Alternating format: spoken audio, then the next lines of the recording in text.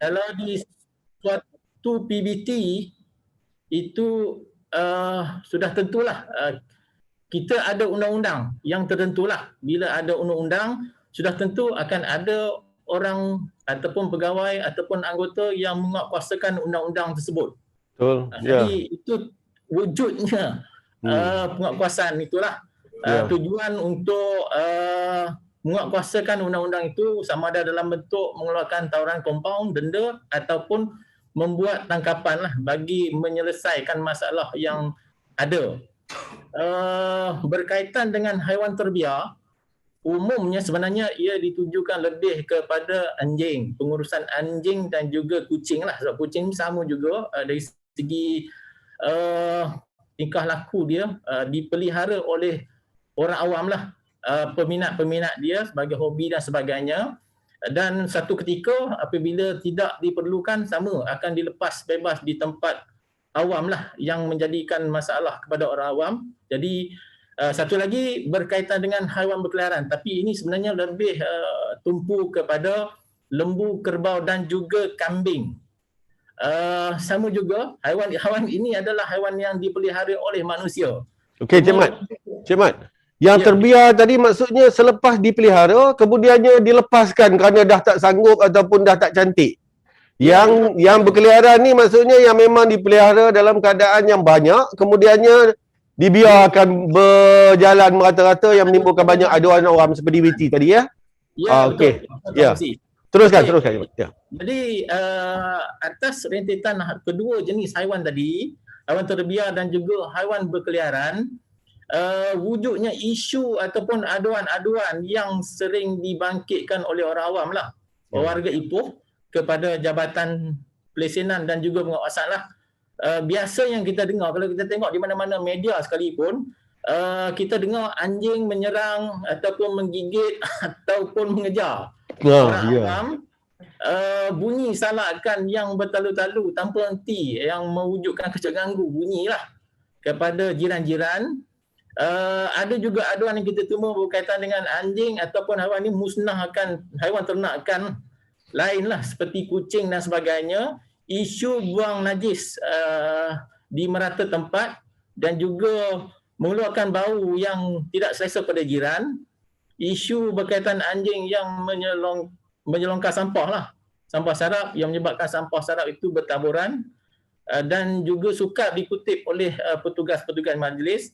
Dan juga isu ataupun aduan yang kita terima berkaitan dengan anjing berkeliaran di tempat yang tidak dibenarkan ataupun dalam maksud lain di tempat-tempat awam yang menimbulkan ketidakselesaan kepada pengunjung, terutamanya contoh di pasar-pasar awam, di taman-taman rekreasi dan juga di kawasan-kawasan pelancongan.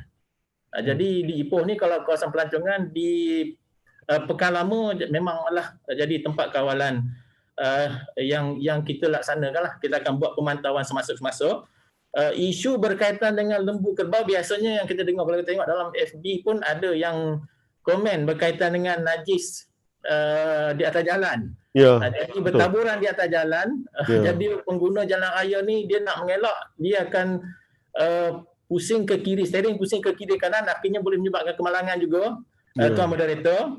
Ada juga isu berkaitan lembu kerbau ni yang merosakkan tanaman yang ditanam oleh warga Ipoh. Jadi ada bela tak bagi makan, akhirnya dia makan tanaman jiran-jiran dan sebagainya, dan akhirnya masalah lah pada jiran-jiran dan sebagainya. Ada juga haiwan ini yang memberi ancaman keselamatan lalu lintas.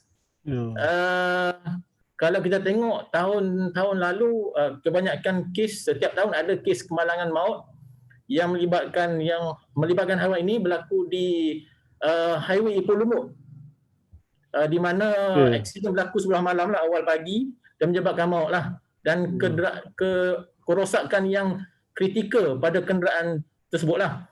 Dan juga aduan yang kita terima berkaitan dengan bau busuk yang datang daripada kandang, dan juga isu-isu pencemaran. Tinja ini dilepaskan ke dalam anak-anak sungai yang akhirnya memberi kesan kepada pencemaran sungai lah.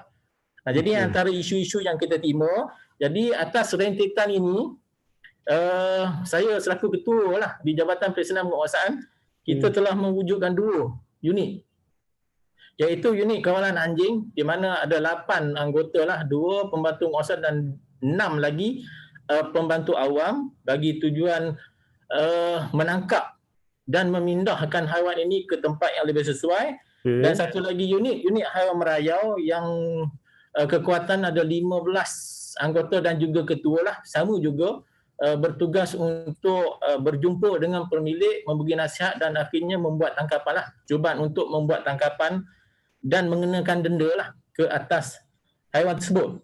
Jadi bila dah ada unit, maka akan adalah peralatan-peralatan yang kita gunakan untuk tujuan ini. Untuk anjing, peralatan yang paling popular yang kita gunakan adalah seperti penyawuk dan juga gelung penjerut. Paling popular lah yang kita gunakan pada masa ini. Cik Mat, alat-alat tadi itu semuanya mengikut SOP yang ditetapkan kan untuk pengurusan haiwan-haiwan terbiar dan berkeliaran ni kan? Okey, alat ini sebenarnya Tuan Moderator, kita pernah dicadangkan oleh NGO lah satu ketika dulu menggunakan kaedah ini. Jadi kita guna pada peringkat awal memang kita menghadapi masalah, tetapi ketika ini kita tidak ada masalah lah disebabkan oleh anggota kita yang terlatih. Jadi bermakna dari satu titik yang telah dicapai dalam berkomunikasi dan mendapat pandangan daripada publik, kita telah pun dicadangkan dan disyorkan kaedah ini dalam pengurusan haiwan-haiwan liar dan berkeliaran ni kan? Ya, betul. Bagaimana? Jadi sebenarnya ini telah pun mendapat perkataan yang biasa digunakan, perkenan dari komuniti lah untuk dianya diguna pakai dalam kaedah-kaedah penangkapan kita ya. Okey Cik Mat. Ya, silakan. Digunakan oleh hampir keseluruhan PBT yang ada di Malaysia lah. Okey, ya. Kaedah yang paling sesuai lah, paling sesuai dan juga paling selamat dan paling kurang mendatangkan kecederaan pada haiwan ini. Jadi kaedah ini yang kita guna lah, di Ipoh lah. Okey. Ya. Jadi sebenarnya peralatan tadi kita ada kaedah jaring, perangkap dan juga senjata api kita pernah gunakan satu ketika dulu, tapi ketika ini kita tidak menggunakannya, akan digunakan sekiranya diperlukan bagi tujuan pembasmian wabak lah. Itu pun sekiranya diperlukan untuk membantu Jabatan Perkhidmatan Veteriner lah. Seperti mana yang berlaku di Taiping lah satu ketika yang lalu lah, beberapa tahun yang lalu lah. Jadi penggunaan senjata api pada ketika itu amat diperlukan lah. Manakala bagi penggunaan peralatan untuk lembu kerbau, kita guna kaedah biasalah penggunaan tali, jerut di tengkuk lah Tuan Moderator. Dan kita naikkan ke dalam kenderaan kita lah, masukkan ke dalam kenderaan kita lah. Dan kaedah lain kita gunakan juga bantuan daripada komuniti lah dan juga individu yang mereka kurung lah. Letakkan dia di satu tempat dikurung dan kita ambil lah untuk pindah lah. Jadi pada masa itu kita juga pernah menggunakan perkhidmatan kontraktor tembakan pelali dan kita akan teruskan kaedah ini. Dan pada ketika ini pun kita ada juga menggunakan bantuan pegawai veteriner lah dalam menangani isu-isu yang kita hadapi ketika ini. Terima kasih. Okey. Cik Mat sebenarnya dari segi penjelasan Cik Mat dah beri tadi, saya nampak dan penonton-penonton pun pada saya mungkin telah pun mendapat penjelasan berhubung dengan apa yang sedang dilaksanakan di peringkat Jabatan Pelesenan dan Penguatkuasaan Majlis Bandar Ipoh dalam menangani isu terhadap haiwan terbiar dan berkeliaran ini. Kerana yang pastinya Cik Mat kita menjalankan tugas tanggungjawab ini bagi memastikan kesejahteraan warga Bandar Ipoh tu sentiasa berada di tahap yang terbaik. Dan untuk memastikan keselamatan termasuklah di awal pagi kadang-kadang ataupun pelajar-pelajar nak ke sekolah, mungkin sekarang banyak yang dah belajar dari rumah. Jadi ada yang bergerak dalam waktu-waktu di mana keadaan yang kurang terang untuk mengelak daripada masalah melibatkan haiwan-haiwan yang berkeliaran yang menimbulkan kemalangan dan sebagainya. Jadi inilah antara tanggungjawab berat kita di peringkat Jabatan Cik Mat sendirilah dalam menguruskan perkara ini buat semasa ni Tapi boleh kita share Cik Mat aduan-aduan yang kita terima bersama dengan jumlah tangkapan haiwan-haiwan ni yang ada untuk kita kongsikan bersama dengan penonton kita dalam siaran kali ini. Sila Cik Mat. Okey, terima kasih Tuan Moderator. Okey, sebelum saya cerita berkaitan dengan aduan dan juga tangkapan sukacitanya, saya nak terangkan sikit berkenaan dengan Bandar Ipoh lah. Okey, sila. supaya penonton di luar tahulah. Ya. Okey, Ipoh ni kita sedia maklumlah. Keluasannya adalah lebih daripada 600 km persegi lah. Ya. Kawasan penduduk pun sama, lebih daripada 300 sekitar 340 km persegi. Penduduknya hampir 800,000 lah. Di mana kita sedia maklum adanya Melayu, ada Cina, India dan juga yang lain-lain tu ada Sing dan juga Pribumi lah. Sing Pribumi saya sebutkan juga di sini sebab dalam 3, 4, 5 kaum ini memang ada bela lah haiwan inilah. Dan kita dapat ada maklumat lah. Jadi untuk bilangan haiwan untuk anjing lah, spesifik untuk anjing,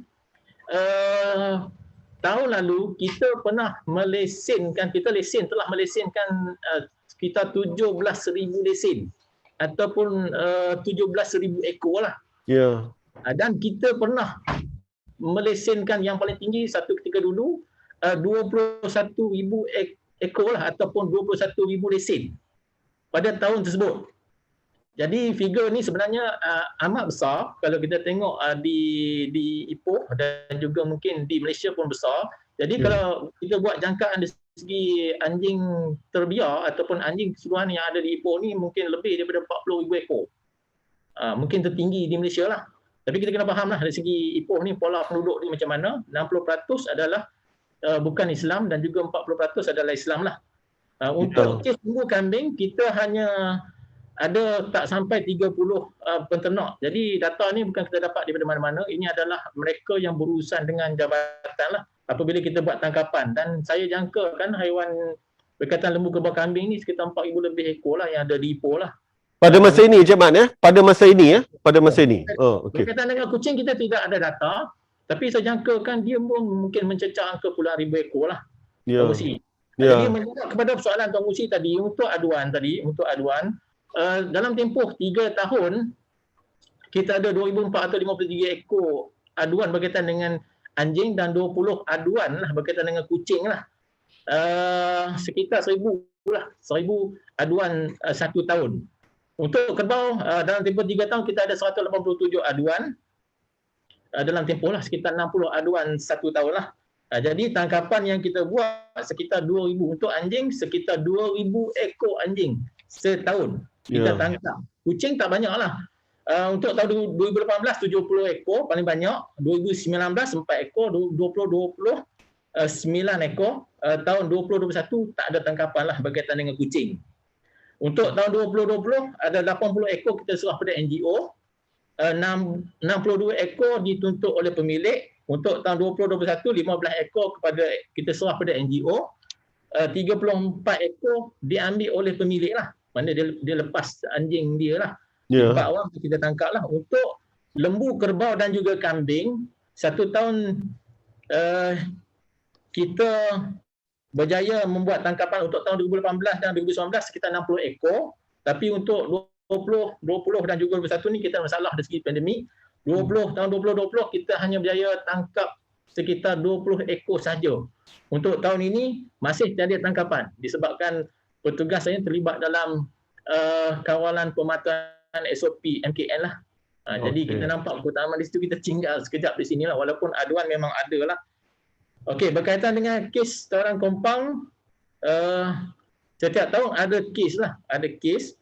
Tahun 2018 kita ada 193 kompang berkaitan dengan anjing, 2019 450, 2021 lah, 2021 kita ada 34 kompang lah. Di mana denda ni kadarnya RM 250 sajalah kita kenakan, walaupun dia sebenarnya boleh lebih tinggi lah. Di bawah peruntukan ada undang-undang tu boleh pergi ke sehingga angka 2,000. Manakala untuk sitaan lembu, kerbau dan juga kambing lah, semua haiwan yang saya sebut tadi sekitar 60 ekor setiap tahun tu memang dituntut oleh pemilik lah, didakwa pemilik lah, dengan menjelaskan bayaran denda yang kita letakkan kadar RM2,000 seekor. Jadi itu maklumat yang saya boleh share lah dengan Tuan Moderator lah, dengan semua lah, berkaitan dengan aduan dan juga tangkapan lah, dan juga denda yang kita kenakan pada mereka. Okey, Cik Mat ya, satu perkara yang mungkin kita boleh berkongsi juga dengan para penonton kita yang mengikuti siaran secara langsung dari Facebook Majlis Bandar Ipoh pagi ini. Kita juga sebenarnya melaksanakan beberapa inisiatif untuk mengatasi masalah haiwan liar ni dan juga haiwan berkeliaran ni. Mungkin boleh kita berkongsi bersama apa inisiatif-inisiatif yang telah dan sedang dan akan terus dilaksanakan oleh peringkat Jabatan Encik Ahmad sendiri dalam memastikan urusan yang berkaitan dengan penguatkuasaan terhadap haiwan terbiar dan berkeliaran ini dapat terus kita kawal dan tangani dengan penuh berhemah bersama-sama dengan komuniti yang ada. Silakan Cik Mat. Okey, terima kasih Tuan Moderator. Berkaitan dengan inisiatif-inisiatif yang kita ada laksanakanlah. Kalau berkaitan dengan haiwan terbiar ataupun anjing dan juga kucing, mungkin penonton di luar sana dia lebih suka gemar lah. Saya bercerita lah. Sebenarnya kita akan kerjasama dengan beberapa NGO lah ataupun pencinta haiwan di Ipoh ni. Okay. Seperti yang ada, kita ada beberapa tu lah yang popular dengan MBI ni, terutamanya seperti SPCA, MyMitten, NOHAK, Persatuan Pencinta Haiwan Lembah Kinta dan lain-lain lah. Jadi dalam 4 NGO ni, suka cerita lah, saya terangkan, ada 3 presiden ataupun ketua lah ataupun pemimpin NGO ini adalah daripada non-Muslim dan satunya adalah daripada Muslim sendiri. Islam sendiri lah. Persatuan ini. Jadi ada juga di kalangan orang Melayu yang boleh orang kata bawa NGO inilah. Jadi kita boleh tengok lah. Dan satu lagi program yang popular lah yang dilaksanakan di Ipoh, yang memang kita ada perkongsian pintar lah. Program TNRM lah. TNRM. Okey. Mungkin orang nak tahu juga apa tu TNRM. Okey. Untuk TNRM ini, dia singkatan daripada T tu trap. Trap ni adalah kaedah kita tangkap lah. Kita tangkap sama ada kita ataupun NGO lah. Tak ada masalah untuk tangkap anjing dan kucing tadi yang lepas bebas terbiar di tempat awam tadi. Dia pergi ke proses N to neuter, Tuan Moderator. Okey. Pemandulan oleh doktor veteriner swasta yang bertauliah lah di klinik-klinik veteriner swasta. Okey. Lepas itu rilis lah. Rilis ni dilepas di tempat yang sesuai. Okey. Dimaklum kepada kita dan dilepas di tempat sesuai dalam jumlah yang dikawal lah. Okey. M tu manage lah. Manage dikawal sedia oleh sukarelawan lah. NGO lah. Ada ramai jugalah sukarelawan di Ipoh ni yang ingin membantu lah. Jadi anjing ataupun kucing yang menjalani program ini sebenarnya tidak lagi menghadapi masalah pembiakan lah. Jadi antara bentuk-bentuk program kerjasama lah. Kerjasama yang saya suka dengan NGO ni, biasanya kalau kita tengok balik, NGO ni dia mengamalkan perkhidmatan atau memberi perkhidmatan kembiri lah terhadap haiwan-haiwan ini dengan secara percuma lah. Kos ditanggung oleh mereka lah. Bukan senang nak dapat. Jadi kita bantu jugalah NGO. Okey, untuk kes anjing yang sakit yang kita tangkap, sakit disebabkan oleh penyakit dan juga cedera, mereka memberi rawatan secara percuma. Untuk anak anjing yang kita tangkap, masih ada lagi. Di luar sana, anak anjing yang kita ambil. Even bulan ini pun ada satu kes kita ambil anak anjing lah. Dan anak anjing ni kita serahkan kepada NGO lah untuk pemeliharaan dia lah sampai dia besar. Dan diserahkan kepada ibu angkat lah ataupun sukarelawan. Mereka ni yang mencari sukarelawan lah ataupun ibu angkat lah yang sesuai untuk pelihara lah anjing-anjing ini. Mereka juga memberi bantuan makanan dan juga minuman secara percuma. Sebab sebahagian anjing yang kita tangkap ada kita lepas di papan lah. Jadi mereka ni ke sana untuk bagi makan supaya anjing ni tidak kelaparan lah dan tidak mendatangkan masalah benda lain. Mereka juga melaksanakan program PTS, putus sleep lah ataupun suntik mati bahasa lain, bahasa mudahnya, untuk jenis-jenis anjing yang perlu dimusnahkan. Ataupun jenis yang ada penyakit yang tak boleh dirawat, mungkin dia orang pergi ke lah. Tapi program ini dilaksanakan oleh doktor veteriner yang bertauliah lah. Dan juga mereka juga ada rawatan vaksin untuk penyakit rabies. Ini antara program yang boleh membantu lah. Kata menjayakan program mana dia anjing yang ataupun kucing yang ada di Ipoh ni dikawal atau dijagalah, dikawal selia dengan baiklah oleh mereka lah. Jadi ini adalah bentuk inisiatif untuk berkaitan dengan anjing. Jadi antara inisiatif lain berkaitan dengan hari merayau, sebenarnya tak berapa banyak jugalah inisiatif, cuma kita ada kerjasama dengan Jabatan Veterina Negeri Perak. Di segi kita dapat maklumat pemilikan dan juga penternak, dan juga pada masa samalah kita bantu Jabatan Veterina untuk menentukan syarat-syarat untuk lesen bagi tujuan penternakan. Kita pada masa sama kita cubalah mencari tempat-tempat yang sesuai, membantu penternak ni lah untuk pergi ke tempat-tempat sesuai.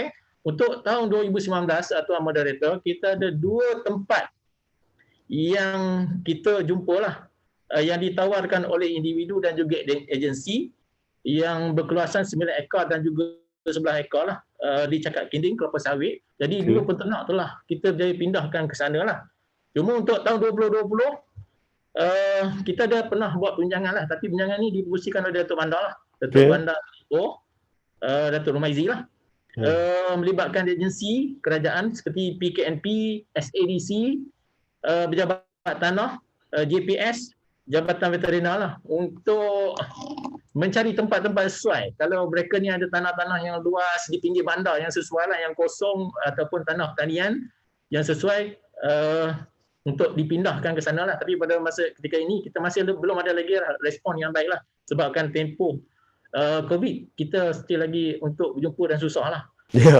Cuma untuk tahun 2021 Tuan Musi, kita ada satu lah perbincangan dengan Jabatan Veterina lah, berkaitan dengan peternak. Kita berjaya memindahkan, tapi perbincangan tu lah, melalui perbincangan tu berjaya lah setuju untuk pindah satu peternak lah ke Padang Ragut di Teronoh Batu Gajah lah.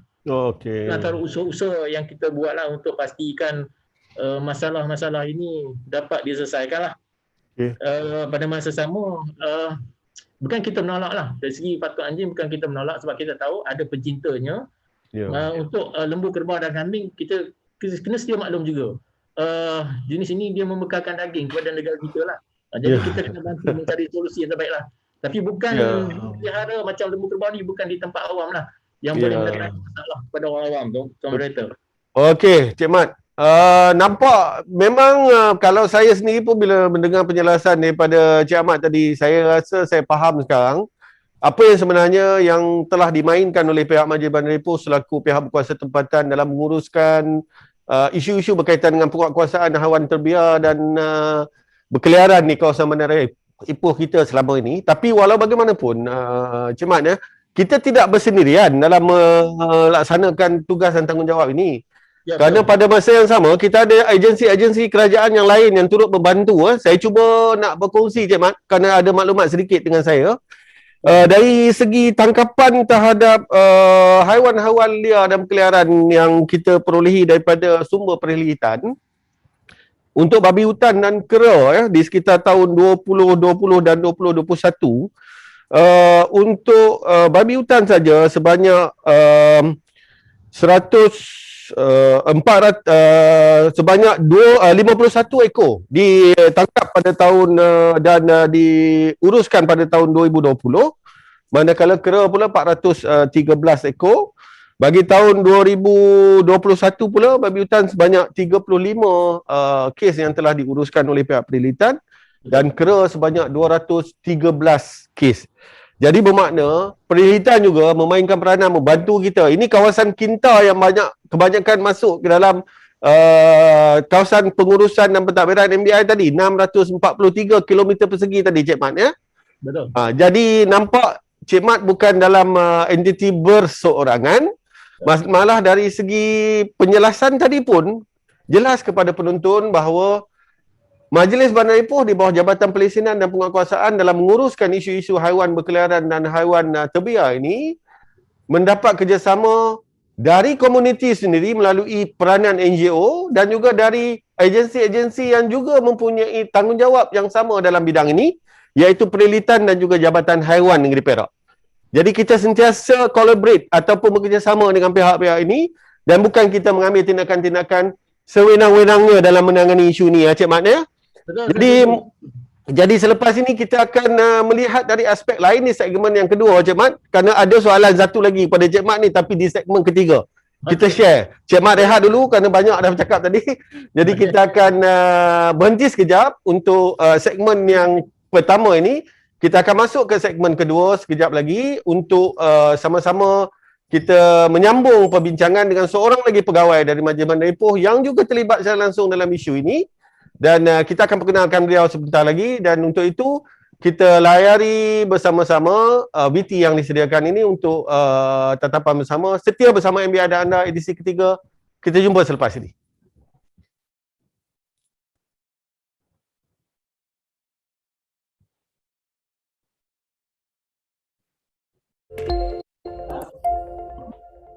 Ya, hari ini operasi Anjilia di Cemor Ria dengan pasar Cemor. Lepas tu ke RPT Cemor dan last sekali Meru Jati. Kebiasaannya kami keluar terima aduan daripada unit aduan lah yang selalu hantar aduan kat kami. Selalunya dalam sehari tu banyak jugalah aduan kan, tapi kami pergi mana orang kata yang tempat yang terlalu tenat kami akan pergi juga. Yang selalu pergilah kan, terlampau banyak tu kami pergi dululah kan, ataupun WhatsApp daripada atasan itu kami akan utamakan dulu. Bukan sesuka hati nak pergi suka ambil tangkap, tak ada kan. Anjing liar ni ataupun aduan anjing memang sentiasa ada.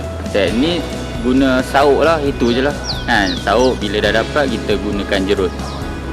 Selalu macam tu lah. Cuma kita kena tahu dia nak lari ke mana, kita kena kepung dia macam mana. Benda tu jadi senang kan. Kalau kita nak kejar dia memang kita susah lah kan. Itu pasal kami pusing dulu kan. Okey, 3 turun sini, 3 lagi kepung sana. Baru kerja tu nampak senang lah. Kalau kita nak kejar, dia 4 kaki, kita 2 kaki, jadi susah kat situ. Yang penting cara tu, cara pegang sauk tu dengan tahu ke mana dia lari kan. Selalu je kita suruh je dekat mana dia akan masuk. Tak payah nak ni, tak payah nak pergi ni ya. Kita tunggu je dia lari, kita cuba sauk, tahan je, dia akan masuk. Selalu anggota kami bahagian pegawai penguasa 2 orang, 6 orang bahagian PO lah, operasi. Driver seorang. Dari dulu kita akan lepas di papan, selalunya bahagian NGO ataupun wakil NGO akan bagi makan dia kat sana. Hari-hari dia orang akan datang bagi makan. Itulah setiap hari memang rotate dia memang macam ni. Tunggu pemilik datang, ambil, ataupun tak ada kami akan lepas ke papan.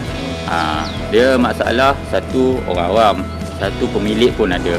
Kadang pemilik dah jadi naik angin, dia tak tahu undang-undang yang kita beri kat dia orang. Selalunya yang tak tahu ni, dia orang tak ambil lesen MBI. Bila ambil lesen MBI, kita dah ada senarai undang-undang kat situ. Lesen hanya di dalam rumah. Kalau dekat luar dikirakan anjing liar. Kalau ada lesen pun diletak di luar, itu dah kira salah. Okey, kita kembali semula di dalam program MBI dan anda untuk edisi ketiga pada pagi ini. Kita telah pun sama-sama menyaksikan segmen pertama tadi, temu bual kita dan juga pandangan-pandangan yang telah disampaikan oleh pengarah Pelesinan dan Penguatkuasaan Majlis Bandar Ipoh, Cik Ahmad Zaidi bin Sudin, berhubung dengan perkara-perkara yang ada kaitan dengan isu penguatkuasaan terhadap haiwan liar dan juga haiwan berkeliaran yang terdapat di kawasan Bandaraya Ipoh pada masa ini. Dan untuk menyambung di segmen yang kedua ini, kita telah pun menjemput sama untuk bersama-sama dalam talian kita di siaran edisi ketiga kali ini, seorang pegawai yang terlibat dalam urusan perundangan di Majlis Bandar Ipoh. Saya suka cerita ingin menjemput saudara Encik Radin Amir Afifi bin Ahmad Arwani, pegawai undang-undang Majlis Bandar Ipoh yang telah pun bersama-sama kita sejak 5 tahun yang lalu dalam bidang perundangan ini dan telah pun menguruskan banyak isu-isu berkaitan dengan perundangan di Majlis Bandar Ipoh. Dan apa khabar Cik Radin? Baik, Alhamdulillah. Terima kasih Tuan Moderator. Ini nampak segar pagi ni ya. Euro 2020 dah semakin di peringkat yang mencabar ni ya. Ini peminat bola untuk makluman penonton-penonton. Okey, kita kena tenang-tenang hari ni kerana isu yang kita bincangkan hari ni agak panas sedikit. Mungkin ada setengah tu mungkin menunggu untuk melihat apa sebenarnya yang telah kita laksanakan untuk menangani perkara-perkara berkaitan dengan haiwan liar dan berkeliaran ini. Maklumlah Cik Radin, haiwan-haiwan ni haiwan kesayangan. Tapi kadang-kadang tu dia menimbulkan isu keselamatan, isu keharmonian komuniti yang perlu kita sebagai pihak berkuasa tempatan mengambil tindakan yang ada di bawah peruntukan undang-undang di pihak berkuasa tempatan ya Cik Radin. Ya, betul. Tapi sebelum saya pergi jauh dengan Cik Radin, mungkin boleh Cik Radin terangkan sedikit tentang apakah undang-undang ataupun terma-terma yang selalu ni dirujuk oleh pihak perundangan Majlis Bandar Ipoh dalam isu-isu yang berkaitan dengan pengurusan dan penguatkuasaan terhadap haiwan terbiar dan berkeliaran ini. Boleh kita berkongsi Cik Radin, silakan. Boleh. Terima kasih Tuan Moderator. Assalamualaikum warahmatullahi wabarakatuh dan selamat pagi kepada Tuan Moderator Tuan Haji Musa bin Dun, Pengarah Kanan Tadbir dan Operasi. Tidak lupakan juga tetamu jemputan bersama pada pagi ini iaitu Tuan Ahmad Zaidi bin Sudin, Pengarah Pelaksanaan dan Penguatkuasaan Bandaraya. Tidak lupakan kepada semua pendengar ataupun penonton MBI dan anda. Edisi ketiga pada pagi ini berkaitan dengan tajuk penguatkuasaan iaitu haiwan terbiar dan berkeliaran. Jadi jika merujuk ataupun berbalik kepada persoalan yang dibangkitkan oleh Tuan Moderator sebentar tadi, iaitu apakah undang-undang ataupun terma-terma yang digunakan dalam penguatkuasaan ataupun berkaitan dengan isu ini. Jadi tidak dapat lari kita akan merujuk kepada undang-undang kecil ataupun UUK dan juga akta yang kita guna pakai dalam usaha kita untuk mengawal selia, menguruskan serta melaksanakan tugas-tugas penguatkuasaan berhubung dengan perkara ini. Jadi berbangkit ataupun merujuk pada perkara ini, kita terdapat dua UUK utama yang kita rujuk dan kita laksanakan serta menjadi panduan kepada pihak Jabatan Penguatkuasaan dalam melaksanakan tugas-tugasan harian mereka.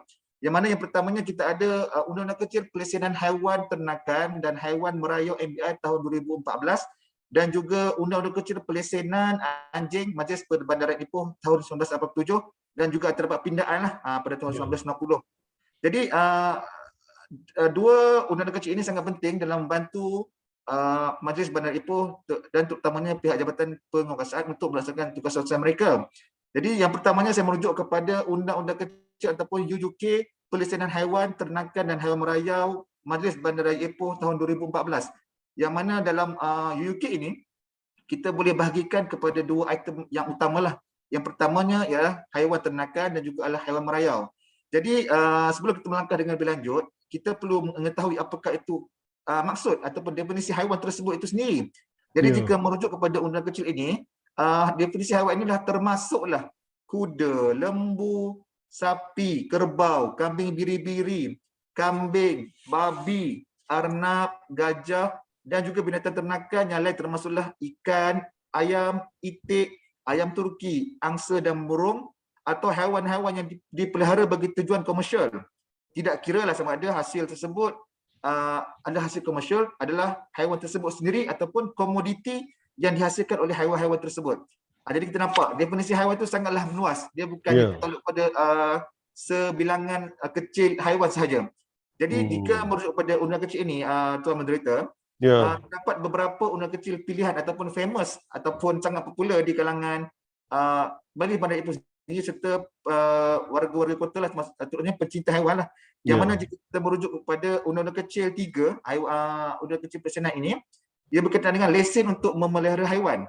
Jadi dalam Undang-Undang Kecil 3 ini, dia menyatakan bahawa tiada tempat di dalam kawasan Majlis Bandaraya Ipoh boleh digunakan bagi maksud memelihara haiwan tanpa suatu lesen yang dikeluarkan oleh Datuk Bandar. Jadi kita lihat kepada Undang Kecil ini, dia jelas menyatakan bahawa keperluan atau berkehendak kepada perlunya lesen untuk memelihara haiwan.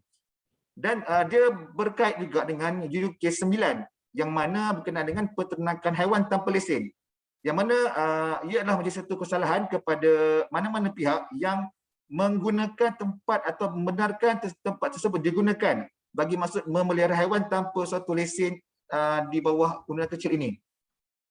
Jadi itu kita merujuk kepada haiwan ternakan. Manakala kita merujuk kepada haiwan merayau seperti mana saya nyatakan tadi, haiwan merayau ni kita nama pun merayau. Kita kalau definisinya merayau ni dia bergerak merata-rata, dia berkeliaran, terbiar tanpa jagaan dan kawalan. Jadi jika haiwan merayau ni kita boleh merujuk kepada UUK 11 di bawah UK Pelaksanaan Haiwan Ternakan ini, yang mana di dalam UK 11 ini menyatakan bahawa pemunya atau pemegang lesen yang membiarkan haiwan ternakan merayau-rayau di dalam kawasan majlis adalah melakukan suatu kesalahan di bawah UK ini. Jadi jelas ia menjadi satu kesalahan sekiranya kita membiarkan bahawa ini merayau tanpa kawalan dan jagaan pemunya ataupun pemegang lesen tersebut. Dan di bawah UK 11 ini juga menyatakan bahawa mana-mana haiwan yang didapati merayau-rayau di dalam kawasan majlis bandara Ipoh boleh ditangkap dengan apa jua cara dan dibawa ke suatu tempat simpanan atau pound yang ditentukan oleh Datuk Bandar. Jadi seperti mana kita lihat pada edisi slot yang pertama tadi, yang mana Tuan Ahmad Zaidi menyatakan bahawa antara tugasan ataupun tugas utama yang dilaksanakan oleh pihak mereka adalah berkenaan operasi tangkapan haiwan-haiwan merayau tersebut. Jadi operasi tersebut adalah diberi kuasa melalui undang-undang kecil ini. Kita diberi kuasa untuk menangkap sekiranya terdapat haiwan yang merayau dan tidak dibiarkan begitu saja tanpa kawalan dan jagaan. Itu kita boleh lihat kepada UK Pelaksanaan Haiwan Ternakan dan Haiwan Merayau.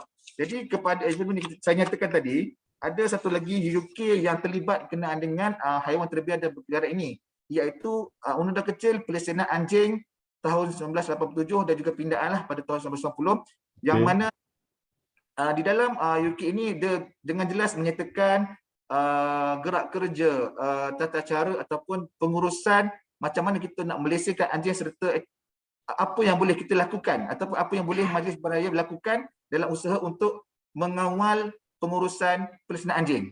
Jadi sebelum kita melangkah lebih lanjut, kita perlu tahu definisi pemunya. Sebabnya dalam UK ini dengan jelas menyatakan bahawa berhubungan dengan anjing artinya orang yang memiliki, orang yang menjaga atau mengawal anjing itu. Tetapi jika sekiranya merasa ragu tentang keempunyaan seekor anjing, maksudnya kita tak tahu siapa owner pada anjing tersebut, pemunya yang kalau kita tahu atau penduduk premis yang sering didatangi oleh anjing itu atau seseorang yang biasanya memberi makan anjing itu hendaklah disifatkan sebagai pemunyanya sehinggalah dibuktikan sebaliknya. Maksud di sini bukan sekadar pemegang lesen. Orang yang selalu memberi makan kepada anjing ataupun tempat di mana anjing tersebut selalu datang, selalu berkunjung, kita boleh menganggap orang itu adalah pemunya anjing tersebut sehinggalah dibuktikan sebaliknya. Ini ada perkara teknikal yang perlu kita lihatlah. Sekiranya berlaku kompaun ke denda ke pendakwaan itu tak ada masalah. Dan antara undang kecil pilihan ataupun undang kecil yang sangat popular berkenaan dengan isu pelaksanaan anjing ini, pertamanya dah tentulah kehendak pelaksanaan lah. Dalam undang kecil 3, dia menyatakan bahawa tiada seseorang boleh memiliki, menyimpan, melindungi atau menyenggara seekor anjing yang telah mencapai umur 3 bulan, melainkan ianya telah dilesenkan di bawah UUK ini. Jadi kita lihat 3 bulan ke atas wajib ada lesen. Kalau tak ada lesen dikira tanpa lesen lah. Mana ada kita boleh bertindakan apa tindakan compound ke tangkapan ke pendakwaan, tak ada masalah. Maksudnya Cik Radin maksudnya kita dalam masa 3 bulan tu kita ada 90 hari minimum. Betul. Jadi takkan 90 hari gitu kita tak boleh datang bertanya apa kaedah, apa tata cara. Sebab bila nak buat suatu perkara yang melibatkan komuniti ni, kita kena sensitif bahawa jiran kita akan bagi pandangan, kita punya komuniti lain akan bagi pandangan. Betul ke kalau kita bela haiwan-haiwan ni di dalam rumah ataupun di kawasan pekarangan rumah kita, ada tak masalah yang mungkin jiran sendiri akan timbul masalah kepada mereka, baunya, cara menguruskannya. Jadi semua kita sediakan itu untuk diberi panduan Cik Radin, bukan kita biarkan saja kan ya. Betul. Betul. Jadi penonton semua mungkin boleh mengambil ini sebagai satu perkara yang memang disediakan oleh pihak Majlis Bandar Ipoh. Hanya berkunjunglah ke jabatan penguatkuasaan kita di belakang Jabatan Pelaksanaan dan Penguatkuasaan kita. Betul. Untuk mendapatkan maklumat ini secara lanjut. Okey, boleh teruskan Cik Radin. Ya. Terima kasih Tuan Moderator. Jadi berbalik kepada pelaksanaan anjing tadi, sekiranya anjing telah didaftarkan, jadi kita atau majlis akan berikan collar ataupun lencana logam untuk dipakaikan kepada anjing tersebut, yang mana ia adalah sebagai satu tanda ataupun pengenalan diri kepada anjing tersebut bahawa anjing tersebut telah dilesenkan oleh Majlis Bandar Ipoh. Ini kita boleh rujuk kepada UK 7 pelaksanaan anjing lah, UK pelaksanaan anjing ini. Dan seterusnya kalau kita merujuk kepada UK 8 UK pelaksanaan anjing ini, ia dengan jelas menyatakan kewajipan pemunya, apakah yang perlu dipatuhi, apakah yang perlu diikuti oleh pemunya dalam menjaga kesejahteraan dan juga menjaga anjing tersebut daripada melakukan sebarang kerja ganggu ke ataupun tidak melakukan sebarang kesalahan. Antaranya ialah pemuja anjing hendaklah mengambil langkah segera untuk membolehkan anjing tersebut yang berpenyakit, sekiranya berpenyakit, untuk diperiksa dan dirawat oleh doktor veterina. Ini adalah satu keperluan. Seterusnya, pemuja perlu menyenggara rumah kucing dan mesti berada dalam keadaan bersih dan cuci, tidak kotor lah. Seterusnya, memastikan anjing tidak mengganggu disebabkan oleh salakan yang tidak henti-henti kepada jirannya. Jadi kita lihat dalam kawasan perumahan saya percaya bukan sekitar Ipoh, di satu Malaysia pun sama. Ya. Saya tak kata masalah lah, tapi mungkin kepada isu anjing yang menyalak tidak henti-henti, saya percaya ia adalah untuk keselamatan rumah. Walaupun bagaimanapun kita perlu juga melihat kepada sensitiviti serta keharmonian hidup berjiran tersebut. Betul. Kan betul Tuan Moderator? Ya, betul. Kalau dia berhenti menyalak tidak berhenti, tidak akan menyebabkan kepada satu kerja ganggu bunyi bising.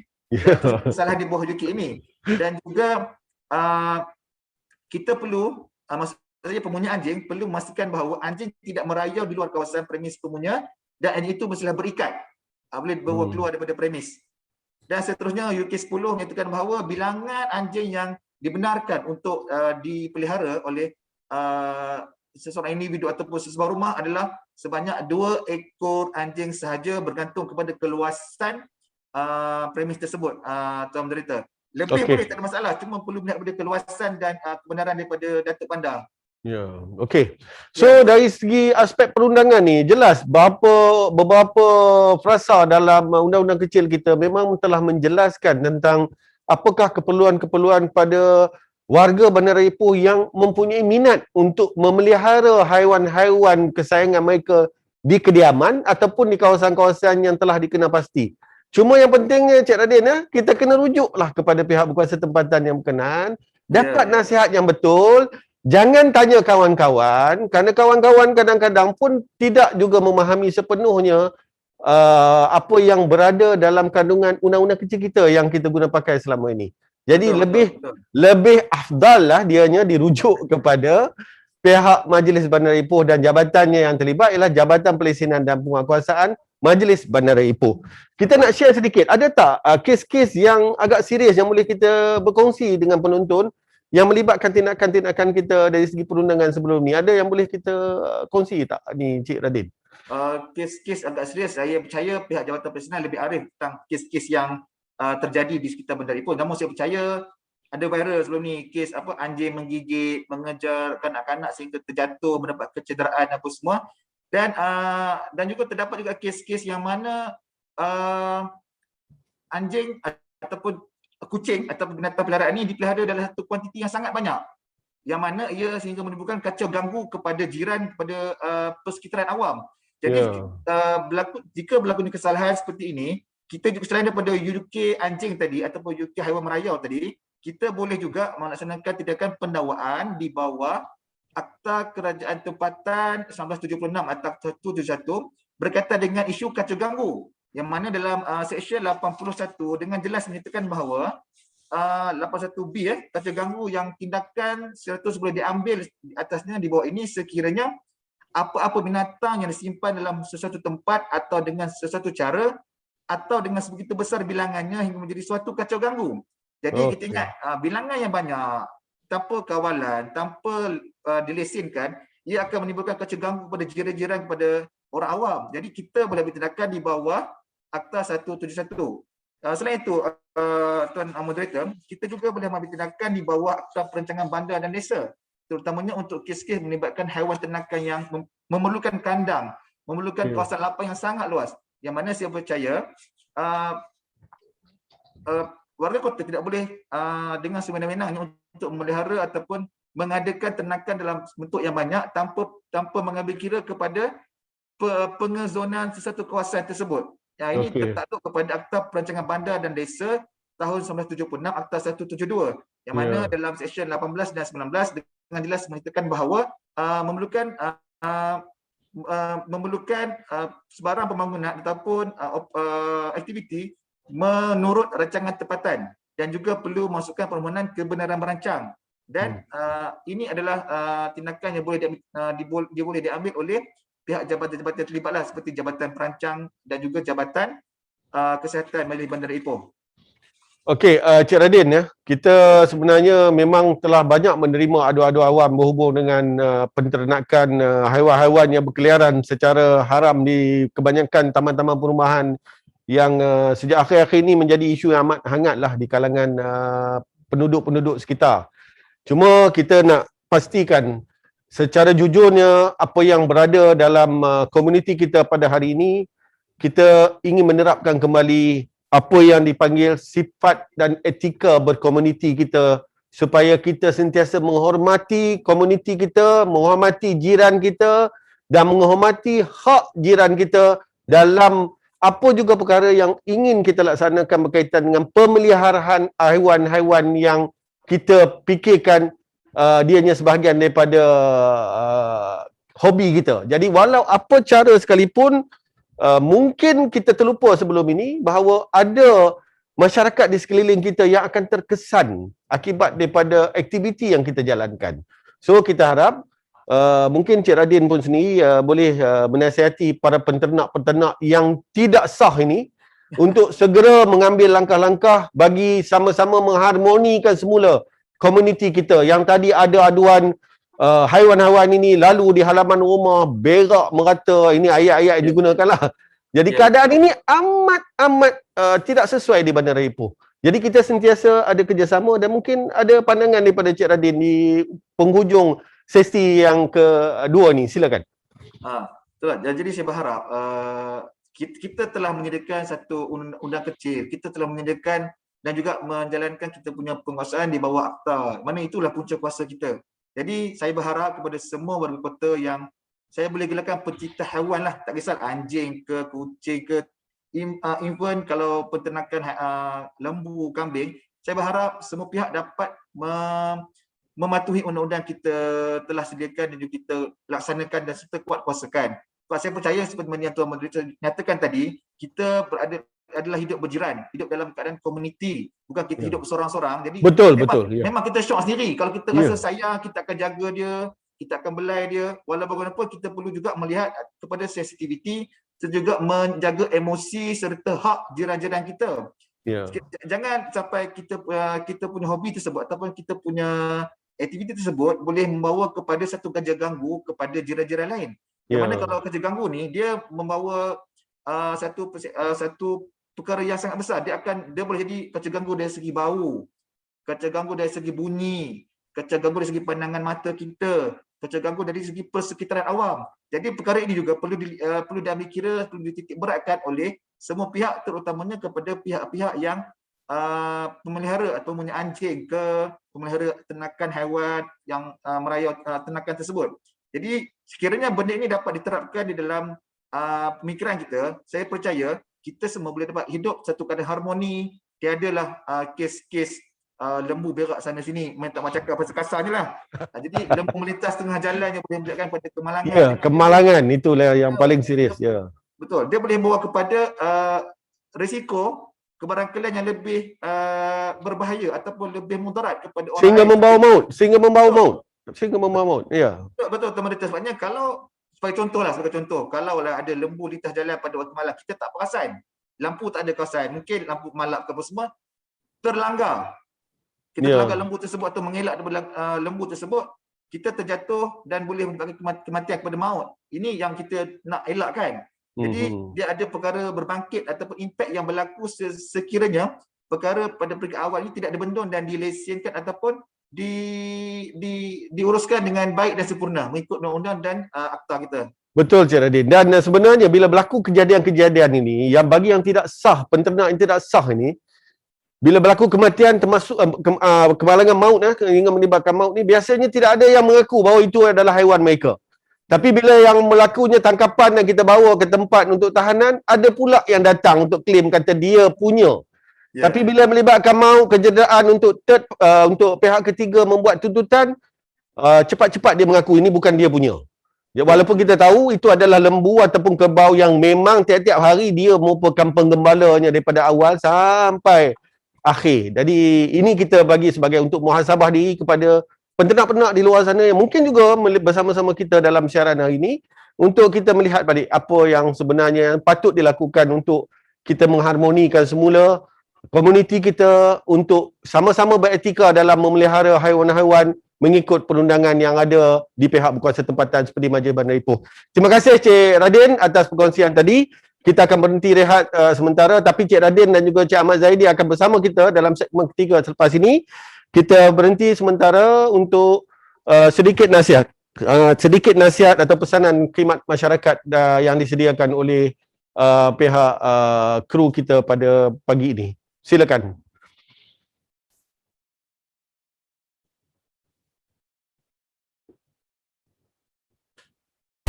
Jumlah kes sembuh COVID-19 dalam tempoh 24 jam di negara ini mencatat angka tertinggi. Pertubuhan Kesihatan Sedunia WHO mengeluarkan amaran COVID-19 tidak akan hilang dan penduduk dunia perlu terima hakikat. Kementerian Kesihatan ingin menasihati orang ramai agar terus patuh pada saranan serta nasihat-nasihat kesihatan yang sering ditekankan.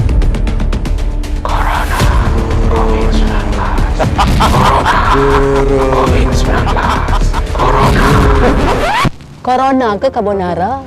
Corona lah makcik, saya tengah risau ni. Kenapa kamu nak risau? Mana saya tak risau ni makcik. Sekarang ni kes makin meningkat. Sejak Mac lagi, kita telah laksanakan perintah kawalan pergerakan, perintah kawalan pergerakan bersyarat, perintah kawalan pergerakan pemulihan. Dan ada juga negeri-negeri lain yang telah jalankan perintah kawalan pergerakan diperketat. Sedihlah saya macam ni makcik. Kenapa kamu sedih? Mestilah saya sedih makcik. Masyarakat tak patut SOP yang telah kerajaan tetapkan. SOP? Apa SOP tu? Oh, prosedur operasi standard. SOP tu kita kena amalkan 3W. Wash, kerap mencuci tangan dengan air dan sabun. Wear, memakai pelitup muka dan menggunakan hand sanitizer. One, sentiasa mematuhi amaran kerajaan dari semasa ke semasa. Elakkan 3C. Elakkan diri anda berada di tempat yang sesak, crowded place. Elakkan diri anda berada di kawasan yang sempit, confined space. Elakkan diri anda bercakap dengan jarak yang dekat, close conversation. Amalkan norma baharu. Kita mampu memutuskan rantaian penularan COVID-19. Kita jaga kita.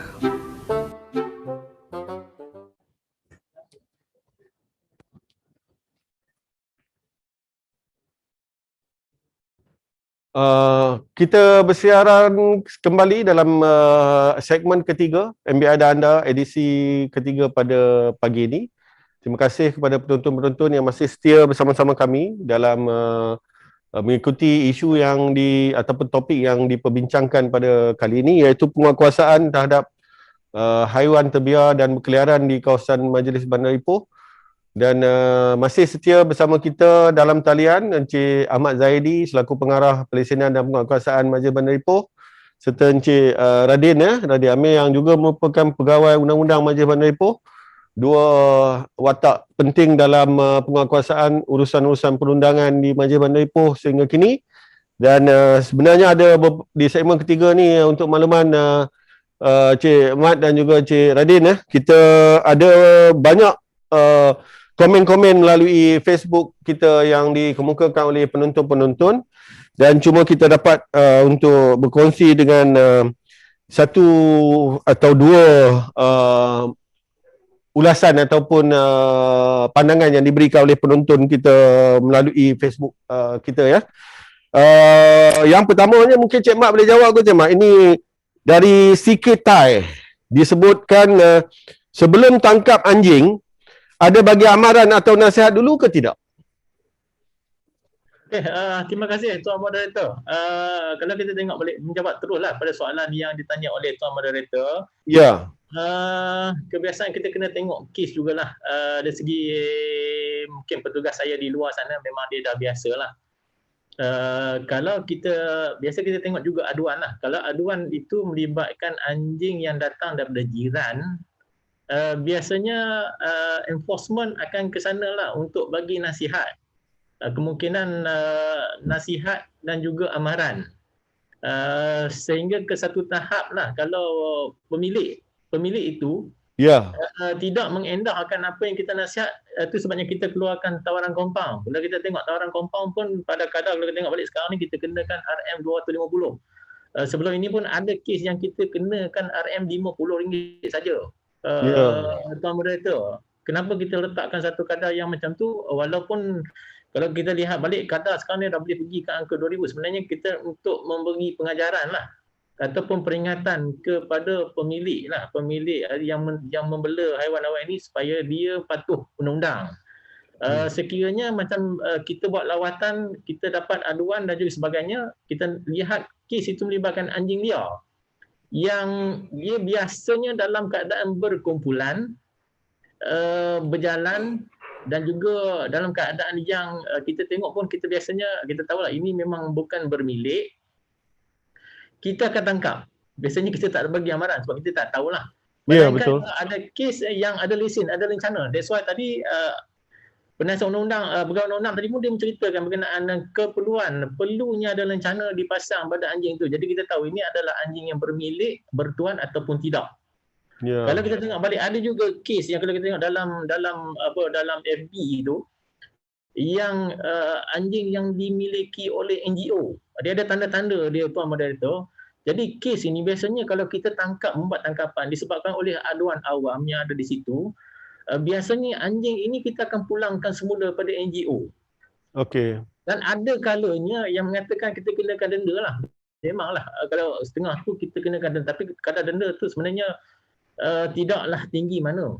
Sebenarnya tujuan dia supaya mereka ni mengambil tanggungjawab, langkah-langkah supaya tidak mendatangkan masalah pada orang lain.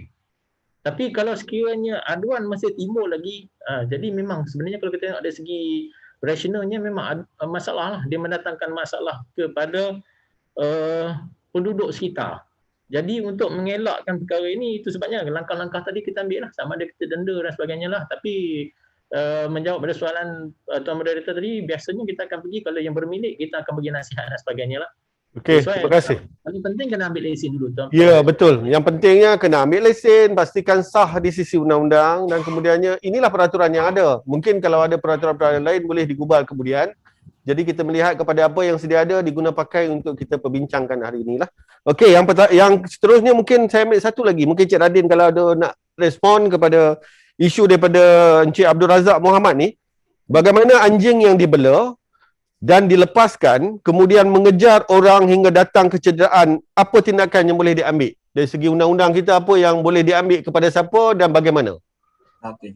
Terima kasih Tuan Moderator. Jadi berkenaan isu ni, apa-apa pun perkara tu perkara yang berlaku secara spontaneous. Kita tak boleh jangka bila anjing itu akan menyerang kita, bila anjing itu akan datang membuat onar, orang kata kan.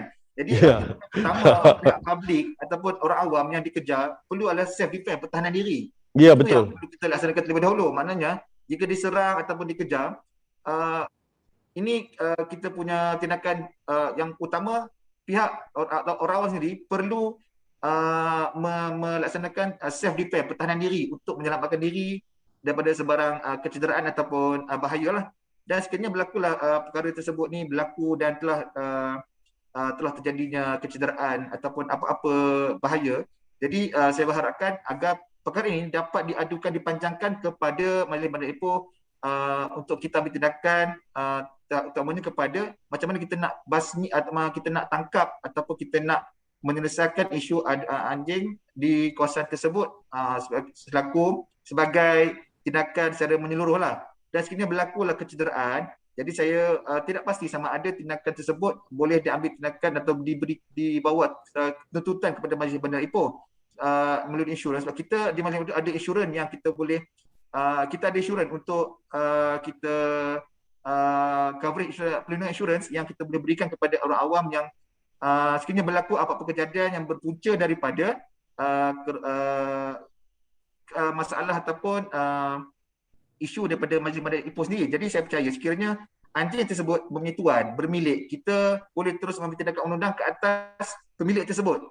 Tindakan civil kepada pemilik tersebut. Walau bagaimanapun sekiranya tindakan anjing tersebut tidak bermilik anjing terbiar, jadi saya percaya tindakan yang boleh kita laksanakan adalah dengan menangkap ataupun membasmi anjing di kawasan tersebut lah.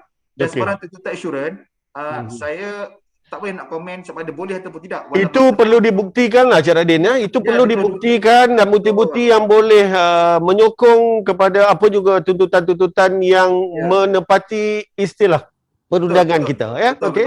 Jadi mungkin kita boleh minta yang mana yang nak menyemak, sila semak dengan pihak yang berkenaan di Majlis Bandar Ipoh, khususnya di Jabatan Undang-Undang sendiri ya. Okey. Terima kasih kepada Cik Radin dan juga Cik Ahmad ya. Cik Ahmad ada apa-apa komen ke? Boleh saya tambah sikit.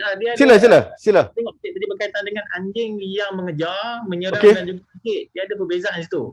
Kalau anjing yang mengejar, kebanyakan sekali kita banyak terima aduan daripada food delivery, food bandar dan sebagainya lah. Yang menghantar tu memang kita ada terima banyak aduan berkaitan dengan kes anjing yang mengejar. Pengantar makanan ni Cik Ahmad ya? Pengantar makanan kita. Ya. Kes seumpama ini biasanya dalam bentuk aduan. Itu sebabnya kadang-kadang kita terlampau tinggi aduan, kita akan buat tangkapan sehingga pada hari Sabtu dan juga Ahad lah. Untuk menyelesaikan aduan. Bagi kes anjing yang menyerang dan juga menggigit. Menggigit ni biasanya mendatangkan kecederaan lah kepada orang yang kena gigit itu. Biasanya di peringkat kami, dekat jabatan kami, kita akan tengok juga yang pertama laporan polis ataupun report polis. Dan juga laporan perubatan daripada doktor lah yang mengesahkan anjing orang ini digigit. Dan juga ada kalanya kita perlu lihat gambar-gambar yang gambar-gambar bukti lah. Untuk kes ini biasanya kita akan membuat tangkapan lah, kita akan ambil lah.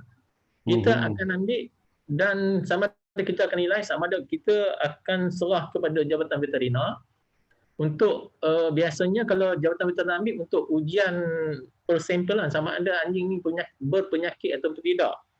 Dan ada kes anjing ni kita serahkan kepada NGO untuk tujuan neuter tadi. Dan ada kes kita terpaksa lepas di papan lah. Supaya dia tidak lagi membuat masalah yang sama pada orang awam. Tuan Moderator, terima kasih. Okey, dan yang terakhir, terima kasih banyak atas pencerahan untuk dua isu tadi yang dikemukakan oleh penonton-penonton kita melalui Facebook MBI dari saya rasa ni Cik Tai dan juga yang seorang lagi dari Encik Abdul Razak Muhammad. Semoga berpuas hati dengan penjelasan daripada kedua-dua tetamu jemputan kita ini. Dan saya ada satu perkara yang mungkin kita nak minta komen daripada ahli-ahli panel kita yang memang arif tentang benda ni. Okey, sejak pandemik COVID-19 atau COVID-19 yang melanda negara dari 18 Mac 2020 yang lalu sehingga sekarang, kita dah mencapai dah melebihi 400 hari lebih kita dalam perintah kawalan pergerakan dan macam-macam perintah kawalan pergerakan yang kita terlibat. Rupanya memang ada juga terkesan dengan haiwan-haiwan yang berkeliaran dan juga terbiar ini. Kerana sumber makanan mereka telah semakin kurang. Kerana kebanyakan kita dah stay home. Kita tak ada lagi di luar untuk ni dan kebanyakannya kita manage ataupun menguruskan sisa-sisa makanan kita dan dianya tidaklah seperti mana yang berlaku sebelum perintah kawalan ini dikuatkuasakan, di mana di kebanyakan tempat kita boleh dapat sisa-sisa makanan ini ditempatkan oleh pengunjung ataupun pelanggan-pelanggan restoran, kedai makan dan sebagainya. Tapi yang jadi isu ni sekarang, bila kurangnya sumber makanan, ini yang timbul ada di antara haiwan-haiwan ni yang dari sebelum ni duduk di hutan, sekarang telah menjadi mengambil lokalitinya di dalam kawasan bandaraya. Ada yang sampai ke dataran bandaraya pun dah cuba nak berekreasi di situ. Dan ada juga yang pagi-pagi telah berada di hadapan rumah-rumah kawan-kawan kita di taman-taman perumahan sekarang ini. Jadi kita dapat banyak aduan tentang perkara ini. Jadi mungkin ada komen tentang pengurusan sisa pekerja yang pernah kita bincangkan dalam edisi pertama dulu di tempat-tempat kediaman ini. Boleh kita share, Cik Mat? Ya. Okey, terima kasih Tuan Moderator berkaitan dengan itu sebab tadi berkaitan dengan pengurusan sisa pujal. Nasihat saya kepada warga Ipoh lah, khususnya kalau boleh kita uruskanlah sampah ini dengan baik lah. Makna dia kita sediakan tong sampah bertutup ataupun letak sampah pada waktu yang MBI datang kutip. Disebabkan kalau kita tengok balik dalam tempoh sekarang ni memang betul dari segi sumber makanan terhad dan juga pergerakan NGO kalau tengok sukarelawan pun terhad. Kami pun sama terhad. Jadi haiwan ini ataupun binatang ini dia akan lebih agresif. Dia akan bergerak dalam jarak yang lebih jauh untuk mencari makan dan pada sama dalam keadaan kelaparan apa sahaja yang dijumpa termasuklah haiwan lain, kucing, ayam sebagainya lah. Lain-lain akan dimusnahkan oleh haiwan ini.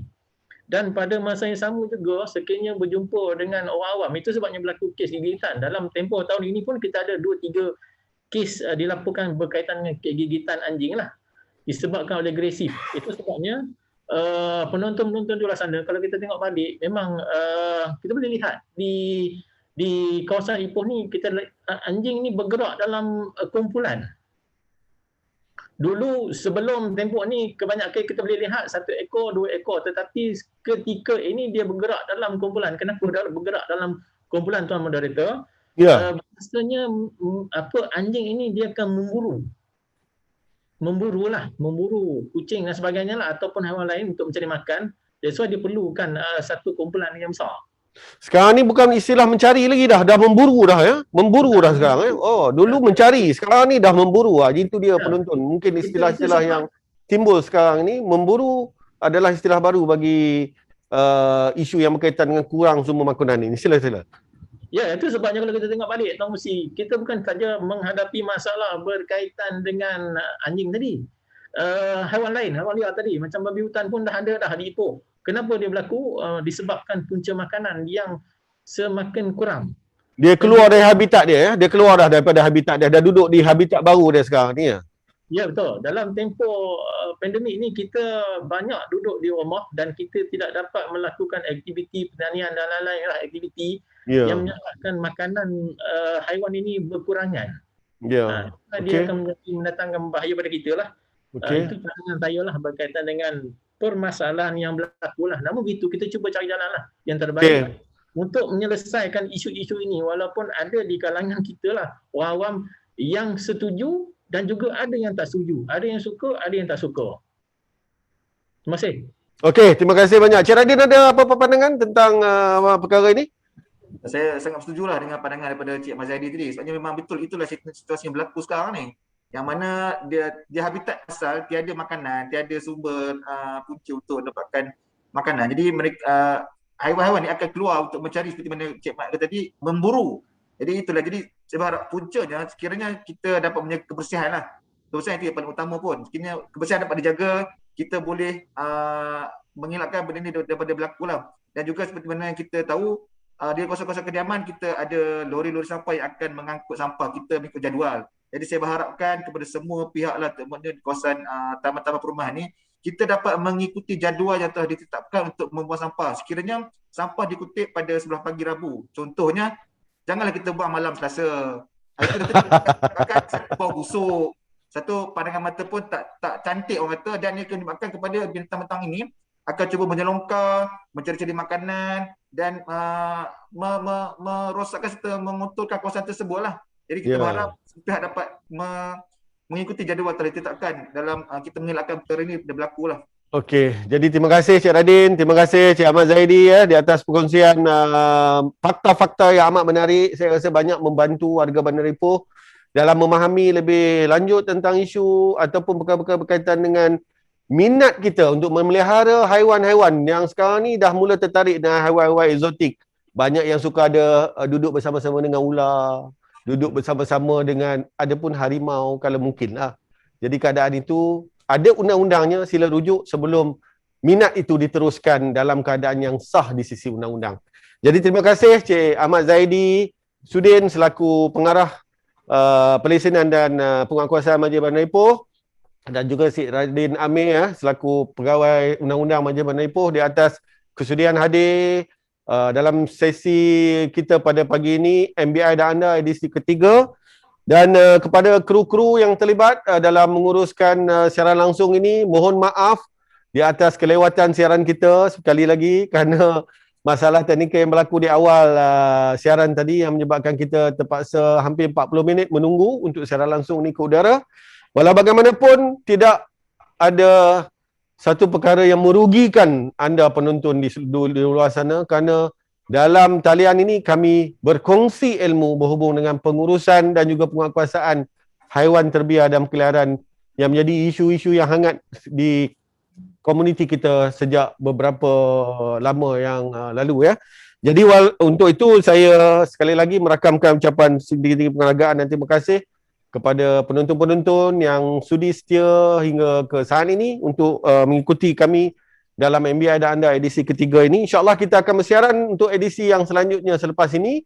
Mungkin kita tidak dapat menetapkan tarikhnya di atas apa-apa yang sedang diperketatkan oleh pihak kerajaan di bawah SOP pihak kerajaan berhubung dengan usaha-usaha pencegahan pandemik COVID-19 yang berlaku di negara kita dan di seluruh dunia pada masa ini. Cuma sama-samalah kita menjayakan pelan pemulihan negara dengan mengamalkan budaya norma baru kita. Kita jaga kita.